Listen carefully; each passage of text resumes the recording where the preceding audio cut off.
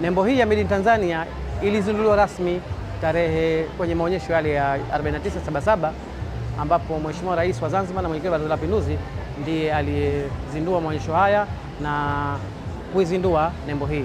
Na katika maelekezo yake kwenye ufunguzi ule alituelekeza kutoa elimu kwa umma juu ya nembo hii ya Made in Tanzania pamoja na kuhamasisha Watanzania kutumia nembo hii. Tunakumbuka huko nyuma viongozi wetu waasisi walikuwa wana tamko moja linasema kwamba nunua cha kwako, pendeza cha kwako mpaka usahau cha mwenzako.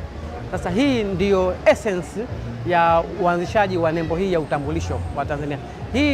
Nembo hii ni mahsusi kabisa kwa kuzitambulisha bidhaa zile zenye uasili wa Watanzania zinazotokana na malighafi ya Tanzania, kuzitambulisha katika masoko ya ndani na masoko ya kimataifa, pamoja na kujenga uzalendo kwa Watanzania kuweza kuvitambua na kuvipenda vile vitu vya kwao kuliko vile vitu vinavyotoka kutoka nje, kwa sababu utakuta kwamba tumekuwa na utaratibu kwamba kile cha nje ndio tunakiona sisi ni bora zaidi kuliko cha ndani, lakini cha kwetu kinakuwa ni bora zaidi kwa sababu cha kwetu unaweza kukuta tunda au zao tayari halina matumizi ya mbolea kemikali. Unakuta chungwa zuri ambalo si GMOs wala halina matumizi ya kemikali, ni zuri na limetoka kwenye mti ambao uko ndijani kabisa. Lakini sasa unalikuta chungwa lile limekosa hamasa ya matumizi ya wananchi wetu na anathamini lile chungwa ambalo limetoka nje. Sasa sisi serikali kupitia Mamlaka ya Maendeleo ya Biashara Tanzania tukaamua kuintroduce hii nembo ili kuhamasisha wananchi kupenda vitu vya kwao katika masoko yetu ya ndani na masoko ya nje. Unaweza ukaenda kwenye supermarket pale Rwanda au ukaenda supermarket pale Dubai, unakuta kwenye shelf pale unakuta bidhaa zimewekwa kwa mujibu wa utambulisho wa zile bidhaa zenyewe. Unakwenda pale unaichukua bidhaa unaikuta pale imeandikwa Made in Kenya. Lakini ukienda pale bidhaa kutoka Tanzania inakosa utambulisho wa ile bidhaa. Kwa hivyo sasa kupitia nembo hii bidhaa zitakazoingia kwenye masoko yale sasa zitakuwa zina utambulisho huu. Kwa hivyo utakuta ile bidhaa itashindanishwa. Atapokwenda pale mtu anataka bidhaa ya Tanzania ataitambua ile bidhaa kwa kuangalia nembo hii ya Made in Tanzania. Ningetumia fursa hii vile vile kuwaasa wananchi kuja kutembelea banda la Tanted.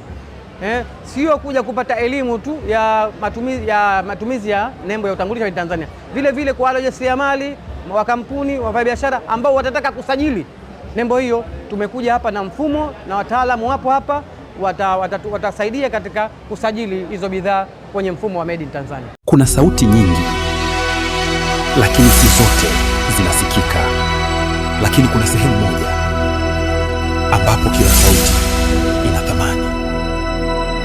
Hapo ndipo ilipo Global TV, sauti ya wanyonge, mtetezi wa wasio na pa kusemea. Global TV ni YouTube channel inayopendwa na watu wengi. Una biashara? Chagua platform yenye watu halisi. Tangaza kupitia Global TV. Next level.